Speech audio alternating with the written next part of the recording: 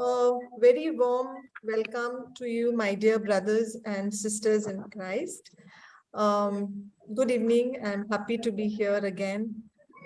We thank the Holy Spirit for getting us together in the school of the Holy Spirit. I request Sister Monica to start with the opening prayer. In the name of the Father, and of the Son, and of the Holy Spirit. And of the Holy Spirit. Amen. Father God, we thank you for inviting each one of us here today, and we ask you to surround us with your powerful presence as we gather together to meditate on your word. We declare our dependence on you. Be a lamp unto our feet and a light unto our path. We ask you to bless our time together and open our minds and our hearts to your Holy Spirit so that we may serve you and your kingdom in Jesus' name. Amen. Amen, amen, and amen. Thank you, Jesus. Thank you, Sister Monica. Thank you. Once again, a very warm welcome to all of you. And let us get started with today's class. So the topic that I have chosen today is to study about Martha and Mary. So we will go to Luke chapter 10, verses 38 onwards. So Sister Lolita, you can read continuously till the end, okay? Praise Jesus. Now as they went on their way, Jesus entered a village, and a woman named Martha welcomed him into her house. And she had a sister called Mary, who sat at the Lord's feet and listened to his teaching. But Martha was distracted with much serving. And she went up to him and said, Lord, do you not care that my sister has left me to serve you alone? Tell her then to help me. But the Lord answered her, Martha, Martha, you are anxious and troubled about many things, but one thing is necessary. Mary has chosen the good portion, which will not be taken away from her. Praise God. Thank you, Jesus. So here we see about Martha and Mary. Now, the family of Martha, Mary, and Lazarus was a very dear family for Jesus. Lazarus was Jesus's friend, and this was a family that was really a beloved family of Jesus as he would visit them. And the word of God tells us that as they went on their way, Jesus entered a village, and a woman named Martha welcomed him into her house. So we see here that it is Martha who welcomes Jesus into her house. So Martha is the host who has welcomed Jesus into her house. And later we see that, and she had a sister called Mary who sat at the Lord's feet and listened to his teachings. So we see that even though Martha was the one who welcomed Jesus, but we see that it is Mary, the sister, who comes and sits at the feet of the Lord. And she's the one who is listening to the teaching. That means Jesus was teaching, and if Jesus was teaching, surely there would have been many people around. And so Martha comes and she was distracted with much serving. So when Jesus had come to their house and Martha had welcomed Jesus into their house, it is simple that she would have to serve him when the master has come to their house, she would be busy cooking and serving him and his disciples who would have been with him. And she was very much distracted. Now we see here that the word of God says that Martha was distracted with much serving. So whenever we have any task, whenever we have any job at hand to do, we could be doing that job, or we could be distracted with other things. Like for example, say I go to for mass on a Sunday, and when I go for mass on Sunday, as I am midway through the mass, and say supposing the priest is preaching the homily, and during that time, maybe my mind wanders to thinking, okay, when I get home, before I get home, I need to go to the market, probably pick some fish or chicken to cook for Sunday. So what am I going to cook? So these can be the kind of thoughts that can come in a person's life. And I'm sure many of you will agree with me that it's very easy to be distracted even when you are in church, if your eyes are not focused on what is being celebrated at the altar. So what can happen to us is we can get distracted. Now, in the same way, here the Bible says that Martha was distracted with much serving. So she had a job at hand. Her job was to serve the Lord. But in that serving, she was distracted. On the other hand, we know that there was Mary who was sitting at the feet of Jesus, and she listened to his teachings. But the Bible doesn't tell us that Mary was distracted with what needed to be done in the kitchen. So when Mary was at the feet of the Lord, she was fully focused on what was being taught. So she was spending time at the feet of the Lord, and she was focused. But on the other hand, Martha was being distracted. So what was she distracted with? Her distraction was, it was not that she had to do all the work. It seemed like she had to do the work, but her distraction was that she was doing it by herself. And that is what prompted Martha to go to Jesus and say, Lord, do you not care that my sister has left me to serve alone? Tell her then to help me. So here it could be some kind of a position wherein many a times, even with children, say supposing like we have more than one child in a house. So if we tell one child to do certain household chores, say the elder child is asked to clean the house, and the elder child sees the younger one sitting and watching TV. Do we find that the elder one will come and complain that, Mama, can't you just tell my brother or sister to come and help me? So why does this problem come? The problem is not because they really need the help, but because they can see that another person is not doing anything which is like, involving effort. So in the same way, Martha could have had that feeling that, okay, I am doing it all alone. Jesus, do you not care that my sister has left me to serve alone? Tell her then to help me. So her concern is about asking Jesus to tell Mary to come and help her. See, my dear brothers and sisters, she could have also gone to Mary and told her, now you get up from there and come and help me, because she could have expected that, and she could have gone and told Mary about it. But she does not do that. What does she do? She goes to Jesus and she complains. Praise God. Thank you, Jesus.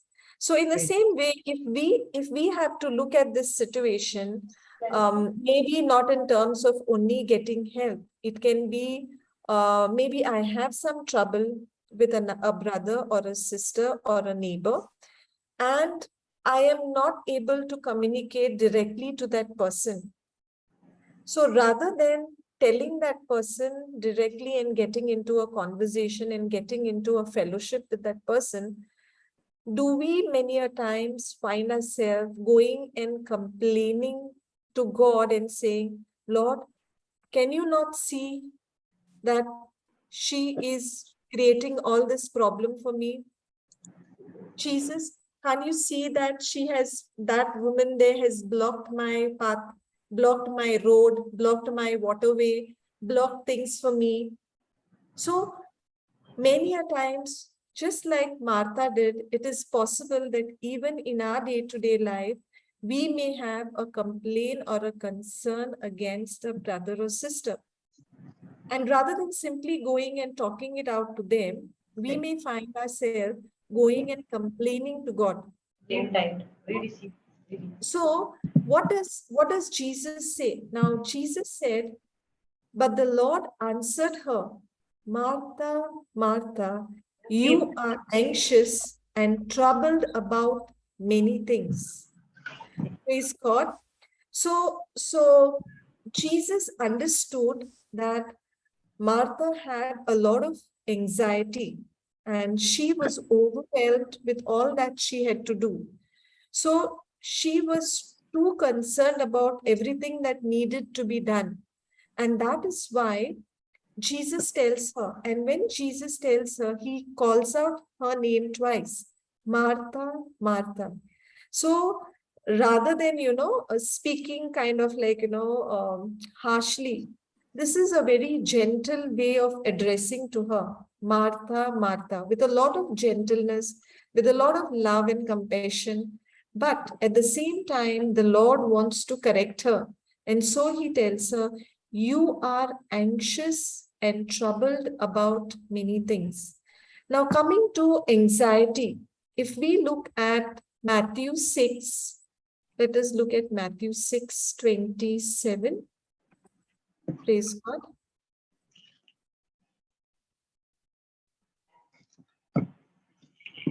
So, Lolita, would like to read this, Matthew 6:27. Yeah. It's gone up. 6:27. And which of you, by being anxious, can add a single hour to his span of life? Praise God. And Thank why? you. No, only that much. Okay. Only 27.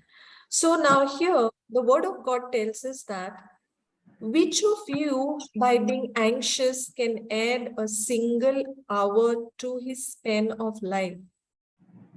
You know, my dear brothers and sisters, if we can take even this one scripture from today's teaching, just one scripture, as a take home, and meditate on it day and night, and tell yourself, the word of God says that by being anxious, I cannot even add a single hour to my span of life. Or it is a question, can you add even 1 hour to your life by being worried, by being anxious? Yes? So can anybody in the participant share with me whether anytime you have been worried and anxious about something, and because you were anxious about it, you found a solution and then you were at rest? No. No, that's absolutely right. Rather, when we are anxious, we are making the situation even worse for us. The very fact that I become anxious means that I do not trust. I do not trust the Lord that He is my provider. I do not trust that He is the one who's my source. So when I'm anxious about anything, then it means that I am supposed to be taking care of everything, and God has no role to play. And that is why in Matthew 6:34, praise God. Thank you, Jesus. Sister Lolita, Matthew 6:34. Therefore, do not be anxious about tomorrow, for tomorrow will be anxious for itself. Sufficient for the day is its own trouble. Praise God. So here it is so clear that the Lord is asking us, can you, by being anxious, add even an hour to your span of life? And when that answer or response is a no, that means the word of God is telling us that, therefore, do not be anxious about tomorrow. Because most of our anxiety is not about the now and the today. Our anxiety, most of the times, is about the time to come. The time to come can be tomorrow. The time to come can be even 10 years later. The time to come can be several years later. You know, there are, I know of people, even when they are in their mid 40s, they worry about what they will do when they retire. So it may be even a good 15 to 20 years of time to go, to come to that point. And we may find ourselves really, wondering, what will I do when I retire? Will I have enough savings? Will I have people to love me? Will I have people to take care of me? What if I fall sick? Will this money be sufficient? So what is the person doing? The person is going in a fast forward mode, not living in the present, but being anxious of the time that is yet to come. And we know of the scripture which says that, even today we see that the person the man who had a huge crop, he was making plans of building bigger storehouses so that he can stock up all his harvest in. And the Lord comes and says, your soul is being called tonight. So we do not know when the day comes that the Lord asks us to join him back in the heavenly kingdom. And when we do not know when that day will come, if I'm going to live today, if I'm going to sit today and think about what I will do at my retirement, or what is it that I'm going to do when my daughter is going to get married? Oh, my daughter is my only source of support, and once she's married, she will go to her in-laws' house. What will I do? But your daughter may be just 5 years old, or your daughter may be just 15 years old. So what happens is, we get so anxious about tomorrow. But the word of God is saying tomorrow will be anxious for itself. Sufficient for the day is its own trouble. So you have things to handle, you have things to look after for the day. Why don't you look at what you have at hand today? So what it means is that, as the word of God says, sufficient for the day is its own trouble. Now we know that in terms of we have this present, past, and future. Today is my present. And so beautifully, the word present means it's a gift. So when I don't live the gift that is given to me today, what happens is I am living for a future which I don't know how it will be, but I'm living in anxiety, in fear, and it is destroying this very present that I have received for today. Praise God. Thank you, Jesus. So the word of God tells us in 1 Peter 5:7, what are we called to do when we are faced with anxiety? Praise God. 1 Peter 5:7. Casting all your anxieties on him because he cares for you. Casting all your anxiety because he cares for you. Praise God. So the word of God says that we are called to cast all our anxieties unto him. And why are we to cast our anxieties on him? It's because he cares for us. He cares for us. So our anxiety, our anxiousness is supposed to be given. And when a person casts the anxieties unto Jesus, that means you no longer live with those anxieties. It's as simple as supposing you have the car keys with you, and say someone asks you for the car keys and they just want to take your car for a drive. So you just throw your car keys to that person, and that person takes the car keys and takes the car and goes away. Now, supposing another neighbor comes and says, "Can I have your car keys?" And you'll say, "Oh, but I don't have them. I have already casted them, or I have already given them to another person." So what does it mean? It means that when I cast out something away, that thing is no longer with me. It ceases to be in my possession. In the same way, when Jesus is saying casting all your cares on him means I am not supposed to hold them at all. It's not like, say supposing I have a list of 3 problems which are at hand and I'm troubled by them.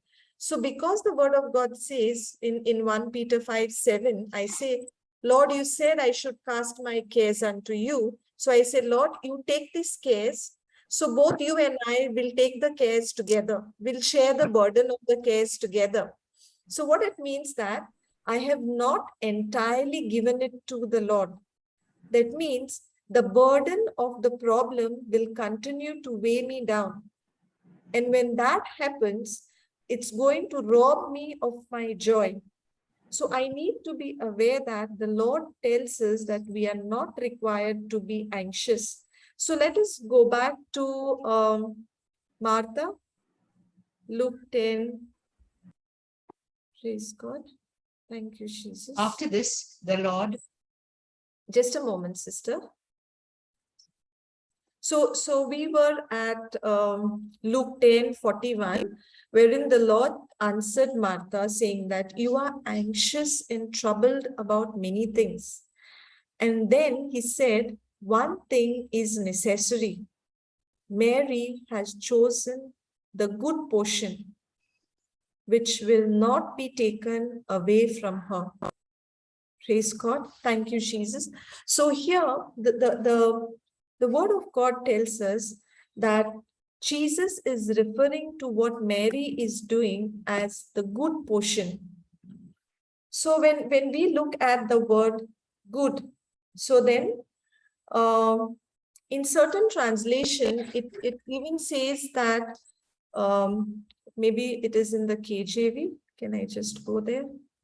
KJV.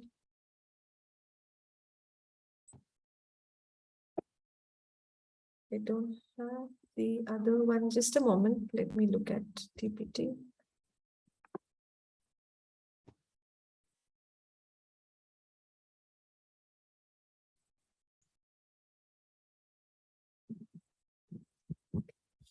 I do not have the other translation, but there is a translation which says that Mary has chosen the better part.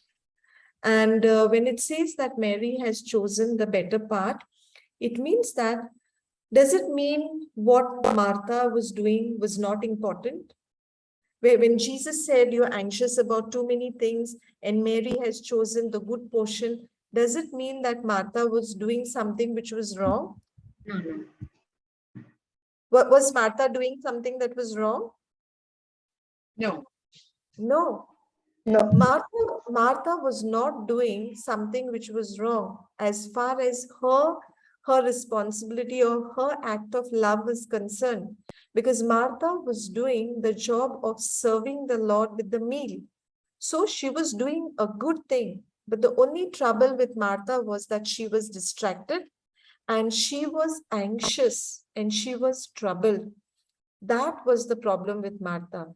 On the other hand, Mary was focused on Jesus.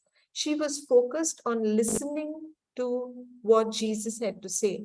So many a times it does happen with us as well, that when we are probably engaged in certain association, maybe certain association even in the church. When we work, there are so many associations like Saint Vincent de Paul, or there may be another prayer, Legion of Mary, or the one which is, the youth association. So whilst we work in each of these association, every association and every person in that association has a assigned task. And when each one has a different role to play, and if the person who is required, say it is, let us take a simple example of a youth association. Within the youth association, there may be different responsibilities, like some people are required to look after sports, others are required to look after maybe even the word, sharing the word of God, another with organizing, team building activities and stuff like that. So each one will have a role to play. But supposing the person who is responsible to do the cleaning of the church on a given day starts looking at the person who is responsible for the sports organizing and feels that, oh, I am here struggling all the time, cleaning the church, and see, he's also a youth member, but he's going and he's only playing. So would that be something like what Martha was going through, being distracted and being anxious about what she was required to do? Yes. Praise God. Thank you, Jesus. Yeah. So that means each of us have an assigned task, and God has called us to fulfill this task that is given.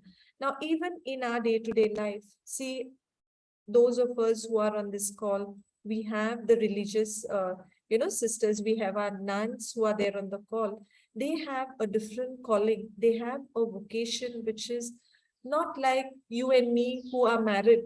It's not like the one who are still in their youthful days, who may not have too many responsibilities to shoulder to feed the family. So in each position, in each role, we have different calling. And in that calling, we are called to be focused, and we are called to serve God in totality.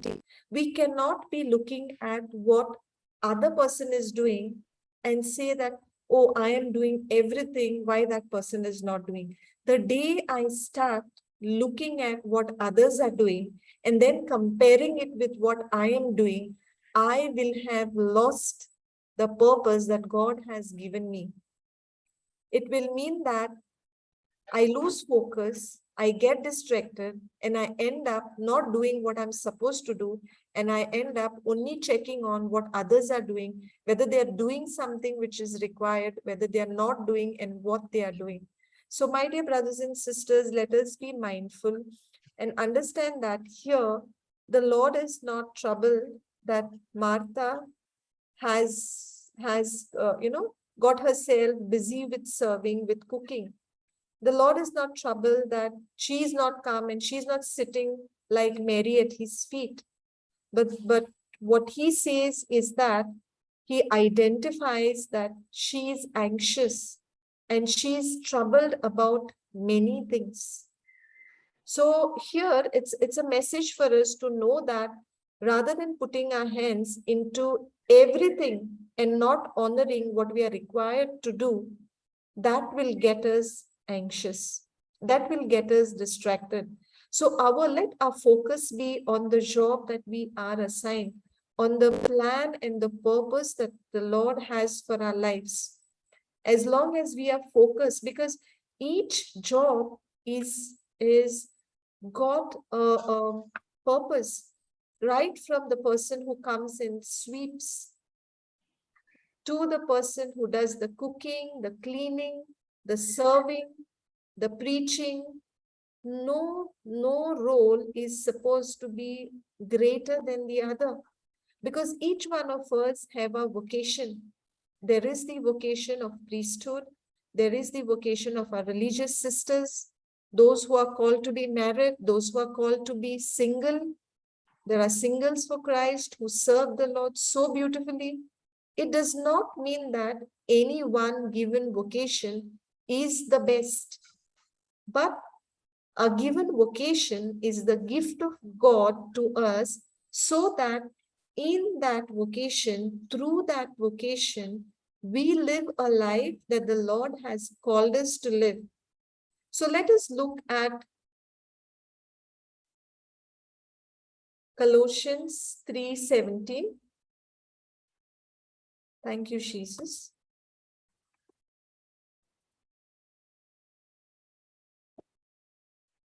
Praise God. And whatever you do in word or deed, do everything in the name of the Lord Jesus, giving thanks to God the Father through him. Praise God. So whatever you do in word or deed, so whether you are in a preaching ministry or you are teaching, whatever you do, you are a teacher, or you may be in a bank, or you may be working in the field, you may be working as a farmer. Whatever you do in word or deed, do everything in the name of the Lord Jesus, giving thanks to God the Father through him. So whatever my role may be, that of a religious or a lay minister, or whichever capacity, in words or in deed, do it in the name of the Lord. And whilst I do it in the name of the Lord, the word of God says, giving thanks to God the Father through him. Now, if we look at Colossians 3:23, sister, can you read? Whatever you do heartily, as for the Lord and not for men, 24.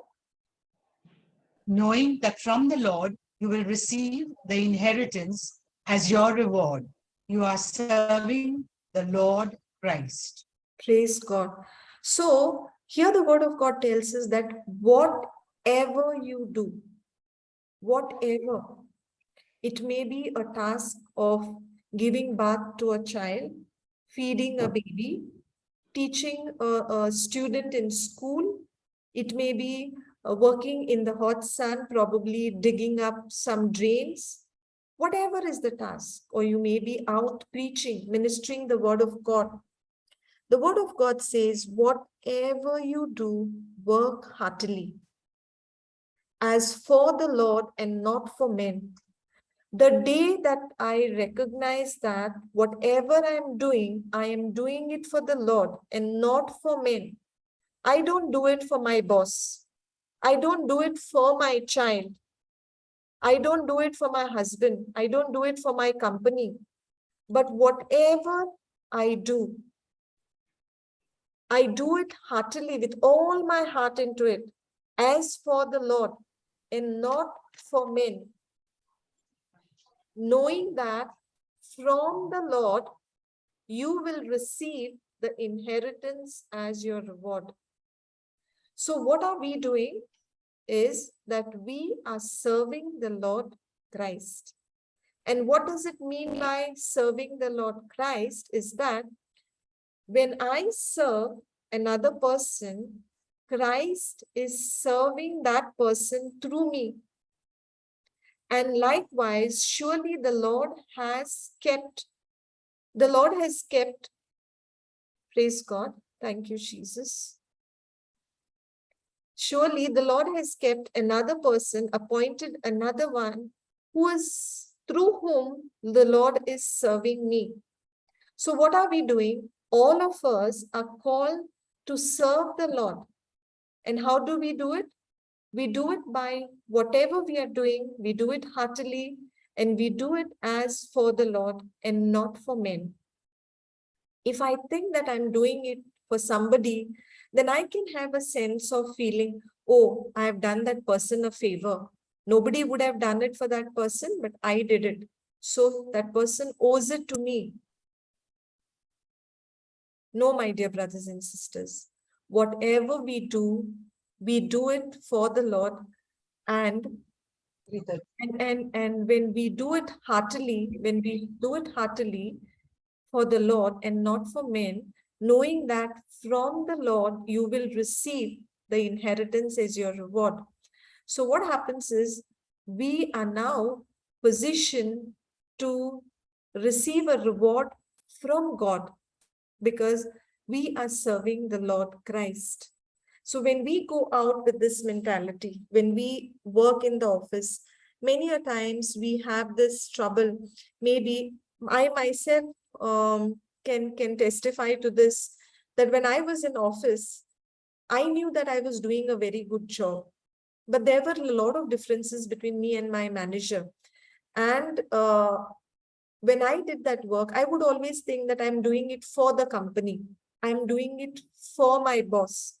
So when my reward, when my promotion, when my increment did not come in the manner that I expected and the manner in which I thought I deserved, what happened?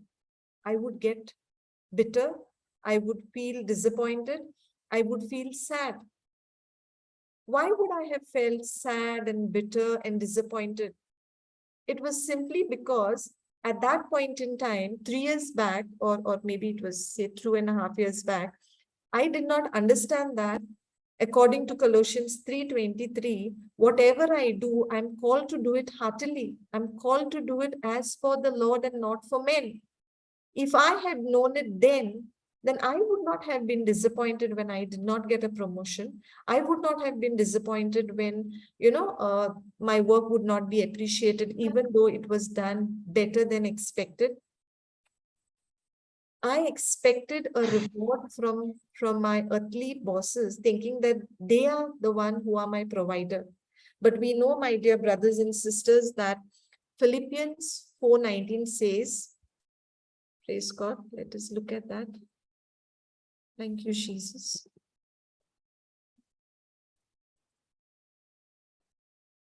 Four 19. Praise God. And my God will supply every need of yours according to in glory in Christ Jesus. Praise God. Thank you, Jesus. So, Sister Lolita, you've been reading very beautifully, but I think there has been some trouble with your network. So there is no clarity. There is a gap as you read. So I'll request Sister Sanjina, can you continue from here, the scripture reading? Only because she is doing such a good job, but I think her network is not supporting. Her bandwidth is showing as weak. So just continue it. Yes, Okay. Yes, Okay, sister. Yeah. Thank you, sister. Thank you, Sister Lalitha. So, welcome. yeah. And my God will supply every need of yours according to his riches in glory in Christ Jesus. So it is God who's supplying my needs through Christ Jesus. But just as Colossians 3:23, praise God. Colossians 3:24 says that, knowing that from the Lord you will receive the inheritance as your reward, you are serving the Lord Jesus. So I had not known, I wasn't aware. I was not aware that I am supposed to get my reward from God. So I had become bitter, I had become negative, I had got disappointed. It's like a cascade of events that happened when I did not get acknowledged. But today I know, I didn't know then. And that is why it led to a lot of, differences between me and already there were differences, but it led to more differences because I was expecting it from my boss, not knowing that it comes from the Lord. And that is why Hosea 4:6 tells us. Sister Sanjina, My people are destroyed for the lack of knowledge, because you have rejected knowledge. I reject you from being a priest to me. And since you have forgotten the law of your God, I also will forget your children. Praise God. Thank you, Jesus. So here, basically, the word of God tells us that my people are destroyed for lack of knowledge. Now, what knowledge is Hosea 4:6 telling us? It is the knowledge of the word of God. So the word of God is giving us the instructions. It is the will of God for us, and we are called to live our life according to God's will for us. But because we do not have the knowledge, because we have not pursued the knowledge, the lack of that knowledge is destroying my people, is what the word of God says. So just the way I said about my own example, how I would be bitter because I was not acknowledged and was not given a promotion, it just means that at that point in time, I did not have the knowledge. Had I had the knowledge at that point in time, I would have been rejoicing. I would have been thanking God. And I would say, thank you, Jesus, that you supply all my needs. You are my provider. For me, the boss, the company turned out to be my provider, which was wrong. So that was the wrong understanding, the wrong knowledge that I had, which led to bitterness. So if we go back to Luke, praise God, Luke 10, 40, 42, it says, but one thing is necessary. Mary has chosen the good portion, which will not be taken away from her. So, my dear brothers and sisters, we know that in those times, the women were expected to be doing the household chores, like, looking after the children, the cleaning, the cooking, and it would be the men folks who would be into the forefront of working, going out, learning the scriptures, spending time in the synagogues, learning the law. So it would have been the privilege of men, and the women were assigned the household work.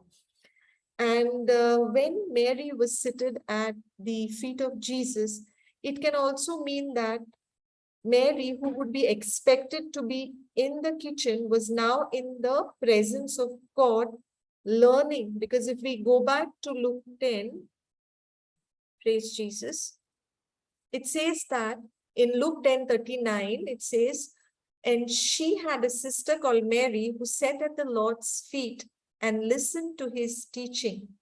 So here, Mary was listening to the teachings of Jesus. So she was now gotten into a position of becoming a disciple. She was listening the teachings. And when Jesus gets this complaint from Martha, Jesus responds by saying that Mary has chosen the good portion, which will not be taken away from her. So this is like the opening up by Jesus against the tradition, against the ways or the customs of the people at that time, that only the men folks would be involved in the learning of the law.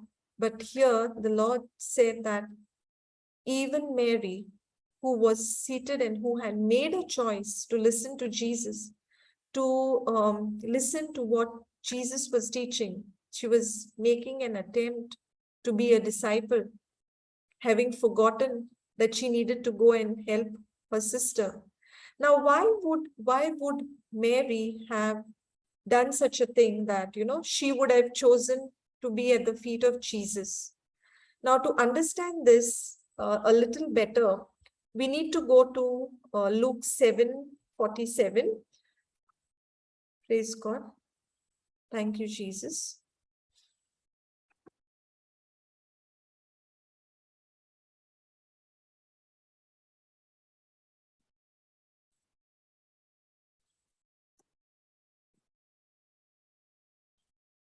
Just give me a moment. Praise God. Luke 7. We see the anointing.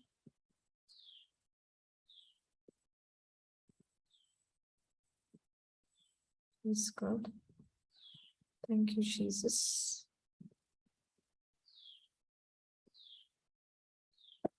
Thank you, Jesus.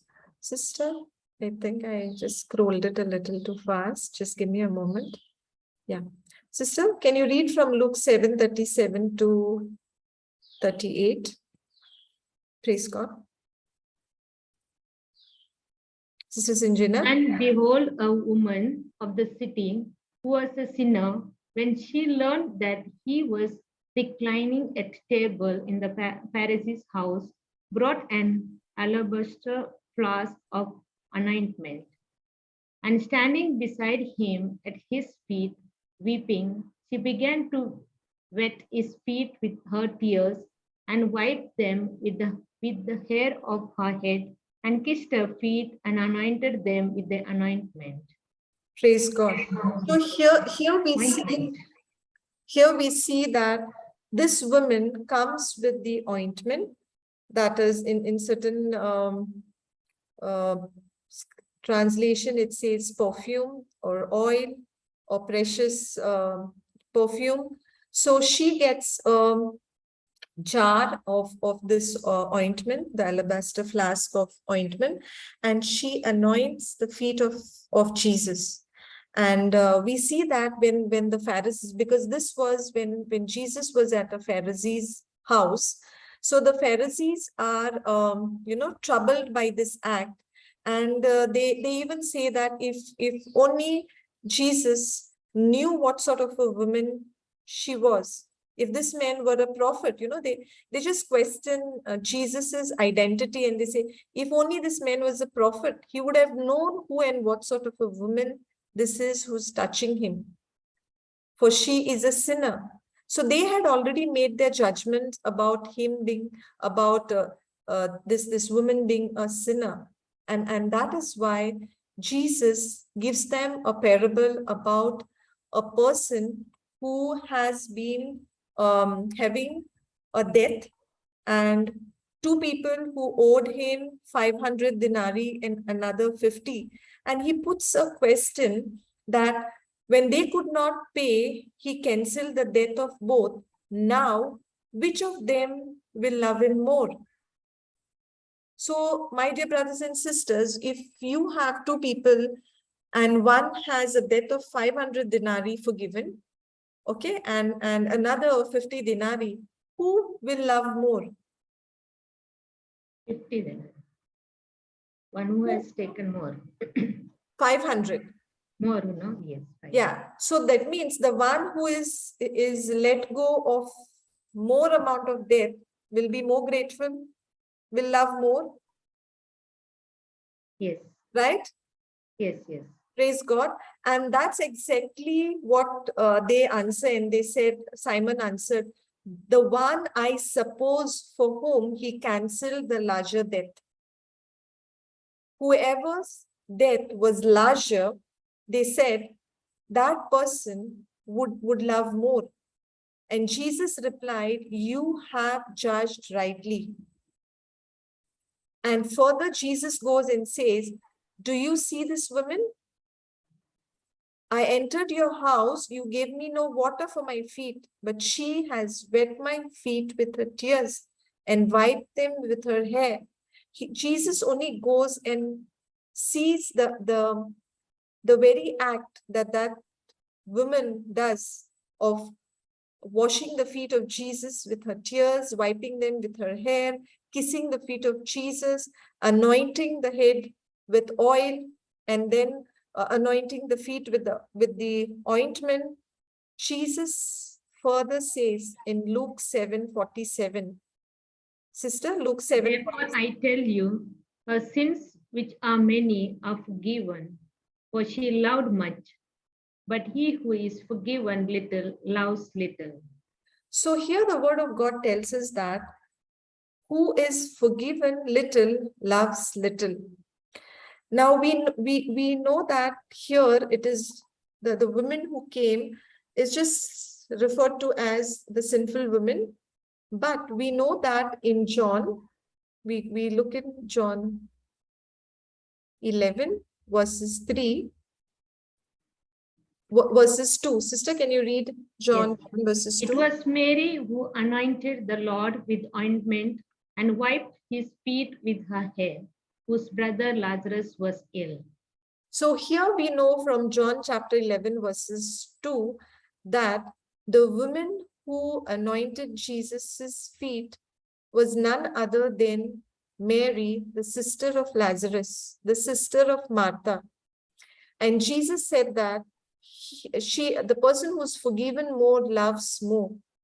And we saw that in Luke 7:47, and then later in Luke 10:42. Now we understand why Mary would have chosen the place that she had chosen. In Luke 10:39, it says, and she had a sister called Mary, who sat at the Lord's feet and listened to his teaching. So her response of sitting in the Lord's presence at his feet was out of how much she was forgiven through the compassion of the Lord. Because the one who's forgiven more loves more. For me, I can say, I can relate with this. I've been a person who was very short-tempered, maybe self-righteous, perfectionist, all about I, me, myself. So when I did not understand the love of God, I lived a way that was not very good or comfortable for people around me. It was all about, looking at things being done the right manner without compassion. So for me, what was important is that it has to be done right. How you do it is your problem. A very difficult mindset. And it was at a time wherein I did not have any understanding of the love of God. But after I understood the love of God, the whole thing changed. So the very person who would be, going to the factory as and when required, even leaving home. I remember leaving home at 5:15 in the morning and being at the factory at 6 o'clock, leaving from the factory at 12 past in the midnight and coming in those exigencies time, but never made time to come home and say the rosary for the 14 plus years that I was married till the time I encountered the Lord. This is so much of me, that when I did not understand the love of God, I did not know what it was. So, but when I came to know how much God has forgiven me, how he has raised me from the pit, as Psalms 103 verses 4 says, he has raised me from the pit. He has literally raised me from the grave when the sickness came knocking. And now all of that, the job, the money, the position, the limelight, the importance came down to zero. ZERO meant nothing to me. But now I have changed, that whole experience has changed me from seeking the world to seeking the word. So I now find myself reading the word, listening to teaching, making notes, and from what understanding I get and the word of my own testimony, stepping out and going out and giving that message of the gospel of Christ to others so that they too experience what I have experienced. Because Jesus came here to give us life and life in abundance. It's only the thief who comes to kill, steal, and destroy, but Jesus has come. Jesus came to give us life and life in abundance. And that is why here the Lord knows why Mary is seated there. And Jesus says, but one thing is necessary. Mary has chosen the good portion. Now, coming to the life of Martha and Mary, does it mean that Martha, who was, literally say maybe taken to task or being corrected, does it mean to say that Martha should have got bitter and gone against the Lord, or Martha should have gone in a shell? Because many a times it so happens that when somebody corrects us, when a person in authority, when a loved one corrects us, we can look at it in two ways. We can look at it that the person loves me, hence corrects me. Or I can even say the person has no mercy, always waits to find faults with me, and that's why I'm being corrected. But we see this so beautifully in the life of Martha, that she did not sit, or she did not remain in that sorry state of affairs. Oh, Jesus, you gave it back to me, saying that, why are you anxious and troubled, and you left me to do all the things by myself. You never corrected my sister to go and help me. So you've taken sides with Mary. She never says that. There is no account of that in the written word. However, something which is beautifully seen in John chapter 11. Praise God. So now we know that in John chapter 11, it's an instance of where their brother Lazarus was taken very ill. And so as sisters, John 11:3 tells us that the sisters sent to him a word saying, Lord, he whom you love is ill. So the sisters are sending a word to the Lord that he whom you love is ill. Now, see a situation today that a member of our family or a loved one is sick. And when a loved one is sick, are we going to send a word to the Lord saying that, Lord, the person you loved is ill? Are we going to say that? Are we required to say that? Yes. Yes, but when will a person say that? A person will say that only when the person recognizes that Jesus loves us. Because if we look at John 3:16, praise God. It says, for God so loved the world that he gave his only son, that whoever believes in him should not perish, but have eternal life. So that means God's love for us is so immense that he sent his only son, and then he did not send him to condemn the world, but in order that the world may be saved through him. So when we understand that God loves us, when we understand the love of God, it's then we are able to say, we are able to, or rather we should remind ourselves of John 11:3, which says, Lord, he whom you love is ill. So then I may be able to say, supposing my husband is sick, then I'm able to say that, Lord, he whom you love is sick. So then what is my prayer? Now, this was a point in time that Jesus was still on planet Earth. Jesus was not yet crucified. So he had not taken our sin nature in him up until that point. So they needed to call Jesus to come and bring about the healing. They needed to call the Lord so that the Lord could come and heal their brother. But today, you and I who are living with Jesus seated at the right hand of the Father, Jesus having he died, buried, resurrected, and is seated at the right hand of the Father, what is it that we need to do? We know that Jesus loves us. And when we know that Jesus loves us, we have this beautiful promise of 1 Peter 2:24. So 1 Peter 2:24, praise God. Thank you, Jesus. Sister, 1 Peter 2:24. He himself bore our sins in his body on the tree, that we might die to sin and live to righteousness. By his wounds you have been healed. Praise God. So now, at that time, they sent a word to Jesus that the one you love is ill. But what you and I are called to do is, we know that God so loved the world that he gave Jesus, that whoever believes in him may not perish.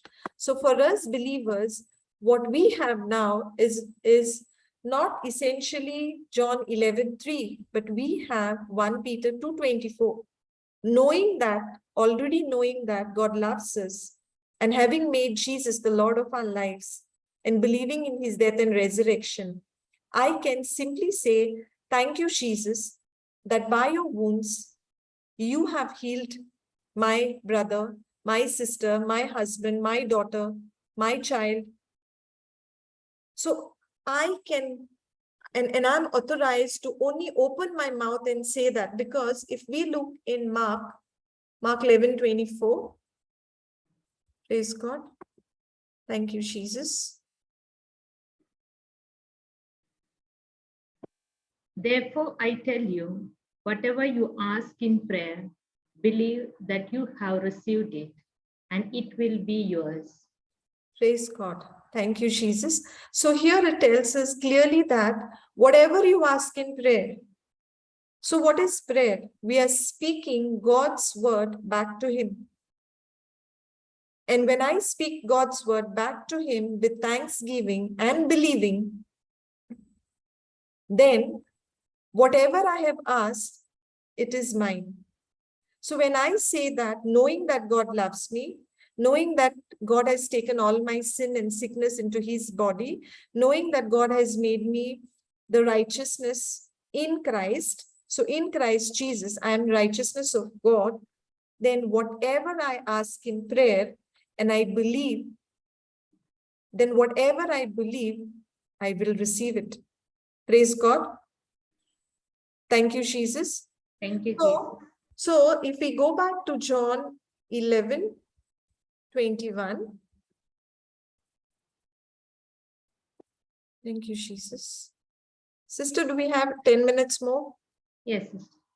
Martha said to Jesus, Lord, if you had been here, my brother would not have died. Next. But even now I know that whatever you ask from God, God will give you. Jesus said to her, your brother will rise again. Martha said to him, I know that he will rise again in the resurrection on the last day. Jesus said to her, I am the resurrection and the life. Whoever believes in me, though he die, yet shall he live. And everyone who lives and believes in me shall never die. Do you believe this?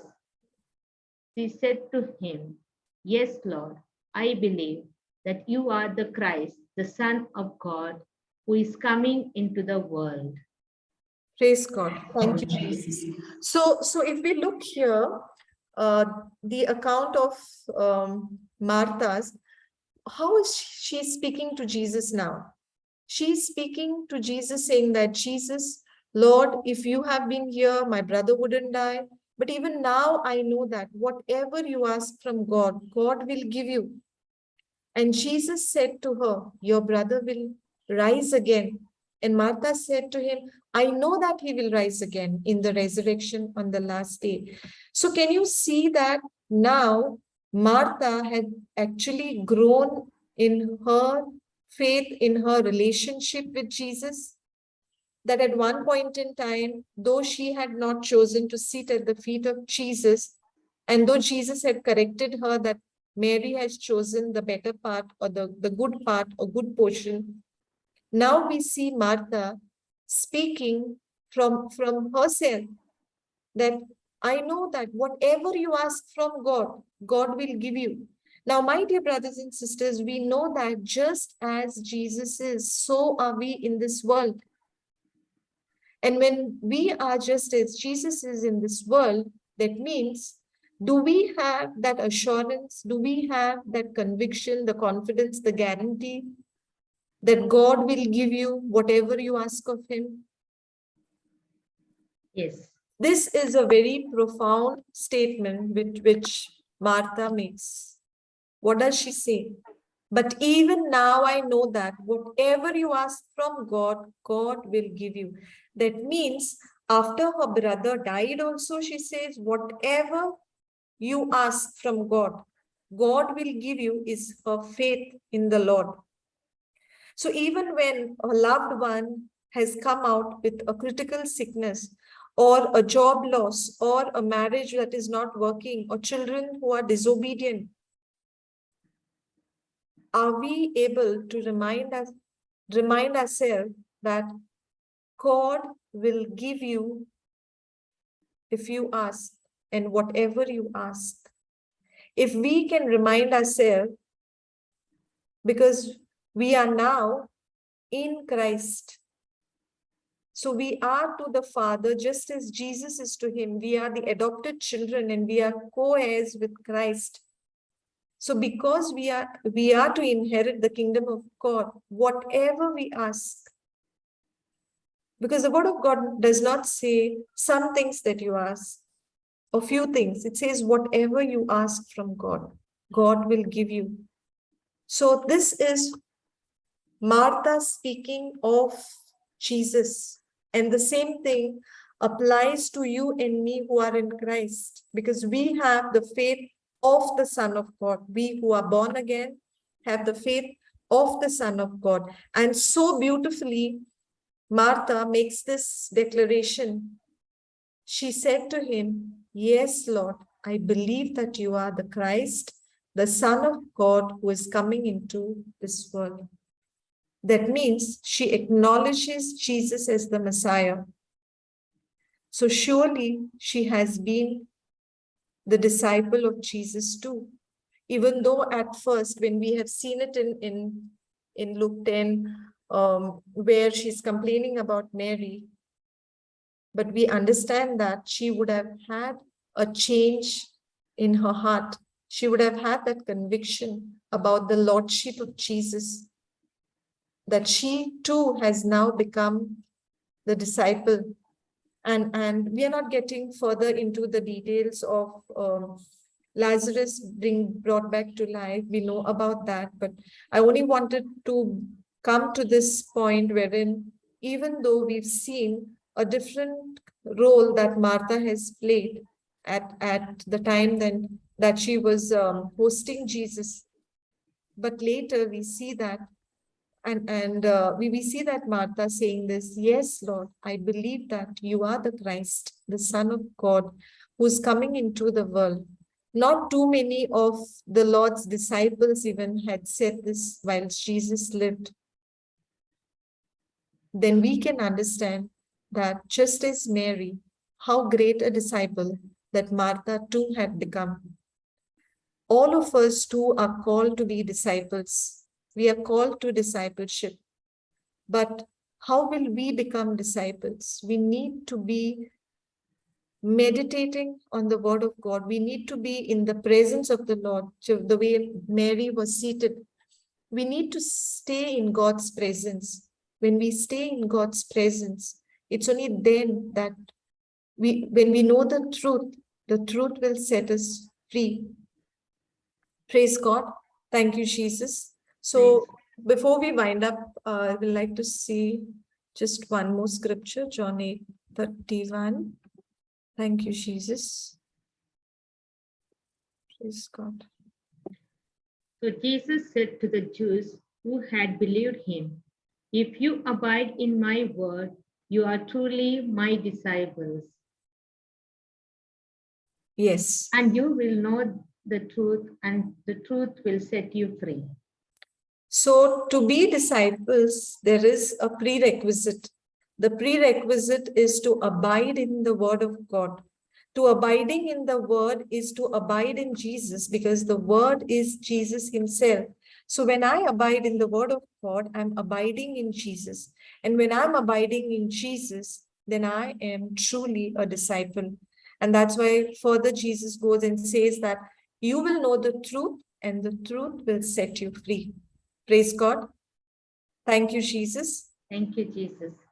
So if we need to summarize the teaching about Martha and Mary, we know that Martha had been busy with her task at hand. At the same time, she was distracted and anxious about what she needed to do and what her sister was doing. And even though she expressed that to Jesus, Jesus very lovingly and very gently corrected her. And eventually we see that she too has turned out to be a disciple. And she claims that, Lord, you are the Son of God. It is required for each one of us to come into a position. Maybe it's not that we have the entire of what Martha was in the beginning or the entire of what Mary has been. But in the vocation that we are called, in the position that the Lord has placed us, He's given us this gift of vocation, maybe of motherhood, maybe of a religious sister, a priest, any kind of job, a single for Christ, in whatever vocation that we are blessed. We are called to live in God's presence. We are called to serve. And when we are serving, we have to remember that whatever we are doing it unto the Lord. We are serving the Lord, or rather, the Lord is serving us through His people.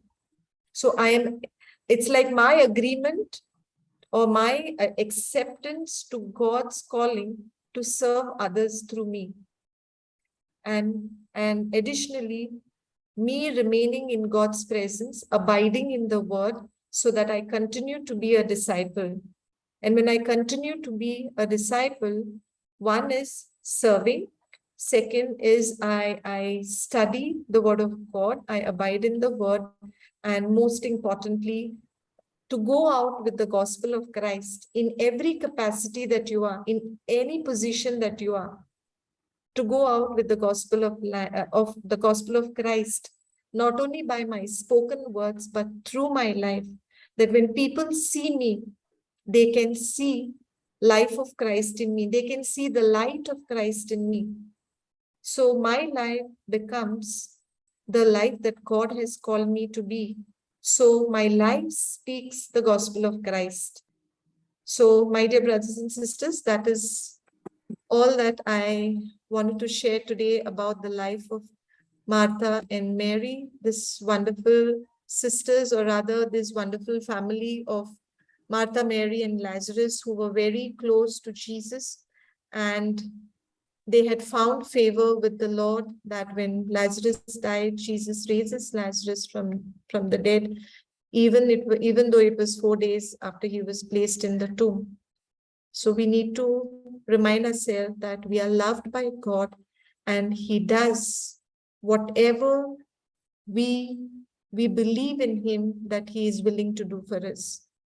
So I welcome you to share anything, if you would like to share any testimony or provide any clarification, or if you want to say something, please feel free to speak. Praise God. Yeah, I would like to share a small testimony, which Praise God. just days back it happened. I'm Sister Piedad speaking here. Yes, sister. I would share on the word of God. Just now we spoke about it. 2 Peter 2:24. 2-3 days back, my niece became sick, 2 years old, and she was taken in the hospital. And she was admitted because she had a very bad cold, and doctor said like oxygen level was going down, and they had to put her on oxygen. The very next day, the doctor took the x-ray and he said, it looks like she's having a pneumonia. And my sister-in-law called me and I told her, see, don't get worried. Just go on saying, by the wounds of Jesus, my daughter is healed. And thank you, Jesus. Go on saying that. And then I usually attend the adoration at 3 o'clock. In the chat box, I too put the same thing. Thank you, Jesus, for healing my niece. By your wound, she is healed. Then this I put at around 1:30 in the chat box before the adoration could start. And at 2:30, my sister-in-law calls me and tells me that the doctor told to take out her oxygen. Praise God. She's having pneumonia. So that when I saw her this thing, the message which she sent for me saying that her oxygen is taken down, I just thanked God. And that very day evening, they took again another X-ray, and they told nothing is shown in the lungs. So Wow. Praise God. the word of God is real, and Thank you, Jesus. God works that we are really healed by the wounds of Jesus. Praise God. Thank you, Jesus. So, Sister Priya, this is exactly what and I thank you for sharing your testimony, because this is the authority and this is the power that is given to each one of us. You just need to open your mouth, speak it, believe it, and receive it by faith. It is so simple that any sickness, we can get the victory over it by faith. But what is required is we need to understand the principles of the word of God. If we don't understand the system, if we don't understand the system that I need to speak it out of my mouth, that I need to believe what I speak, then the enemy will deceive us. We may keep thinking in our mind, I may keep thinking in my mind, but that may not help, because I need to speak, because I shall have what I say in Jesus' name. Wonderful, sister. Praise God. Thank you. Thank you, Jesus. So, anybody else? Thank you, Sister Piedad. Welcome. Thank you.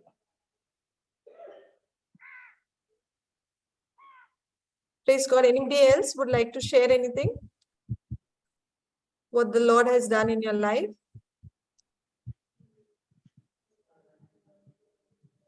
I would like to share this is what Payadad said. Lately, 76-old lady asked me to pray for her. The small growth in the breast lump. She asked me to pray. I told her, same word, by the wounds of Jesus, I will be healed. Keep on saying this prayer. So she gave the blood report for the FNAC test to confirm whether it's cancer or not. So when she went after 10 days, they were saying it's not a cancer. There's no need to go for treatment. Let it be. It will not harm anymore, they said. So she was so happy. Because of that prayer, she got cured. Praise God. Thank you, Jesus. So these are such glorious testimonies. Thank you, Sister Nancy, for sharing, because, you know, what does it take for us to just open our mouth and share these gospel truths with people who are struggling? It just takes a little moment in time for us to teach others. It's Hosea 4:6 says that, you know, my people are destroyed due to lack of knowledge. And when we have the knowledge, it is required that we go out and share this knowledge with others who are struggling. They may not be understanding, they may not be in the light, they may be still in the darkness. And we who have received the light of Christ, you know, very symbolically during our baptism, the Paschal light, the Paschal candle is lit up, and at Easter, and then the candle is lit from that Paschal candle, and it is given to the child, and the priest says, take the light of Christ. So that light of Christ, which is given to us, when we go out to others, it destroys the darkness in their life. And how do we go and destroy that? It is by taking the word of God to them, along with the word of our testimony. It's the word of our testimony and the word of God, the blood of the Lamb and the word of our testimony, we overcome the evil. So with these truths being known to us, it is for us to now understand that we are to go out into the world. The Lord has empowered us. He has given us a mission. He has called us as his ambassadors. 2 Corinthians 5:20 tells us that now we are ambassadors for Christ. Who is an ambassador? An ambassador is someone who is of a different country, who is put in another country for the welfare of the people of the originating country. You and I are ambassadors of Christ. We are not of this world. We are of the heavenly kingdom. But God has placed us on earth so that we can go out with the gospel of Christ and bring others in also into the kingdom. So all of us who are born again, who are believers of Christ, have a mission. And that mission is irrespective of your profession, irrespective of what you are doing. Whether you are a priest, you're a religious sister, a married woman, a single, in whatever capacity you are.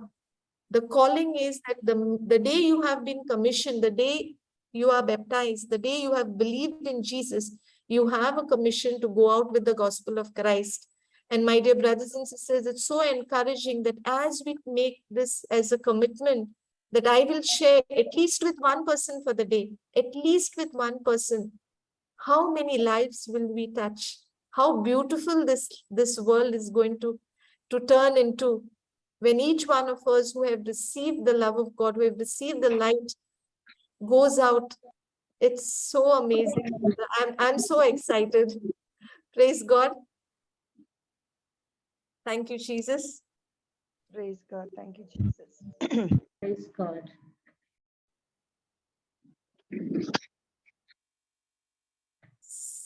So, does anybody else also want to share? Praise God. Before who shared is Sister Caroline. Okay, praise God. Now I saw the login as Sister. It's mine. And I too had the same experience for me. Actually, I had when second wave of corona was there, I was affected very badly in Jharkhand. I was in Jharkhand. I had very bad pneumonia actually, and there was no proper treatment also. So anyway, with the word of God only, I got all right also, but I had actually this wheezing I had, and I was taking continuously every day Montakelsi, and which used to create for me drowsy feeling throughout the day, even though I was doing the work. But one day, some 3 months back, actually, for adoration time, I just thought of myself. I this same thing. I started praying. It came to my mind. I want to get rid of this. I thought, why Jesus can't heal me completely? And I started praying. All 1 hour, I prayed the same thing. Jesus, by your wounds, I am healed. And after that, I stopped taking the tablet, and I am completely healed. Praise God. Thank you, Jesus. All glory to God. So the power is in our tongue. The power is in our tongue because the word of God which goes out of our mouth does not come back void. The word of God, because so beautifully. Now, since you said that, sister, I'll just take just one scripture. Thank you, Jesus. Isaiah 55:11. Praise God. Thank you, Jesus. Sister Nancy, you can read this. So shall my word be that goes out from my mouth. It shall not return to me empty, but it shall accomplish that which I purpose, and shall succeed in the thing for which I send it. So you send that word out, saying that by the wounds of Jesus you are healed, and it came to pass. Praise God. Praise God. Thank you, Jesus. So that is because every promise of God is a yes and amen in Christ Jesus. So each and every promise of God, whatever promises the Lord has given us, we see them here. 2 Corinthians 1:20. Praise God. For all the promises of God find their yes in him. That is why it is through him that we utter our amen to God for his glory. Thank you, Jesus.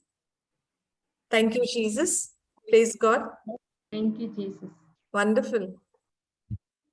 That's such beautiful sharing we have had on the healing manifestation And all of these have been experienced by speaking the word of God, God's promises out of our mouth, believing in the heart, speaking it out of our mouth, and they have returned back with the victory. Praise God. Thank you, Jesus. Thank you, Jesus. So, should we conclude for the day? Yes. Yes. Yeah. So, should I say the closing prayer, or is anybody going to say the closing prayer? Yes, Sarita.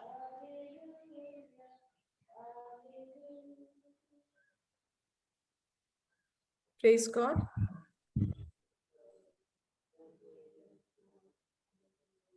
Sarita is there.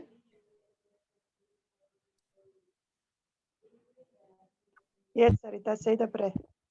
See, I will pray. Sister Piedad, I will say the closing prayer, okay? Praise God. Lord, our loving Father, we praise and thank you for this beautiful moment which we have spent in your name, especially the breaking of the word of God and making us to understand and enlightening our mind and heart. And thank you, Lord, for all the experience which we had in our life in order to come more closer to you and spread your kingdom in and out. May this experience teach us and teach others in order to build the kingdom of God in us and surround us and in the society and in the world where we live. We make this prayer through Christ our Lord. Amen. Amen. Amen. Amen. And also we pray, thank you for sharing beautiful experience, all those who are shared and especially conducted by Smitra Rodriguez. Okay. Thank So you. God bless you for all experience and the hard work and input you had done. And plus especially I pray for you for your good health. And may again this bring forth abundant fruit in your life and to others by conducting like these meetings. Okay, God bless you, one and all.